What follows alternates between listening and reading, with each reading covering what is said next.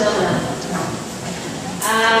Siyempre, lahat naman po tayo nagpapasalamat sa buhay, sa araw-araw na pag-gising natin, at pati na rin po yung pagtulog. Kasi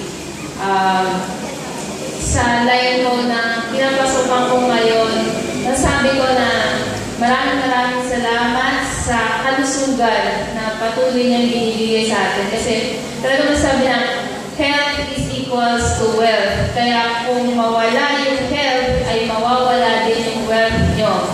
Yan. Araw-araw ko po yan nakikita dun sa pinagtatrabahuhan ko.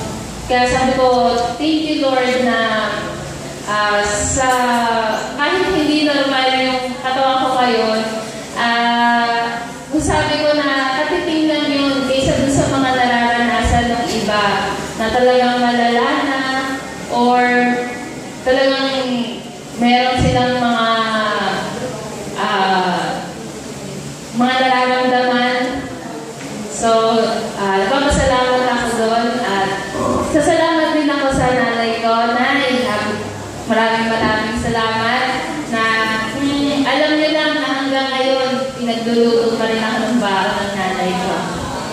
Nay, thank you Tsaka sa mga sponsor na sa akin, tsaka sa yung mga kapatid ko at sa inyo po sa church na lagi nandyan. Yan, maraming salamat po at patuloy po kayong nakakasama. Patuloy po tayo. Patuloy niyo po ako ginagamit dito sa church. Thank you.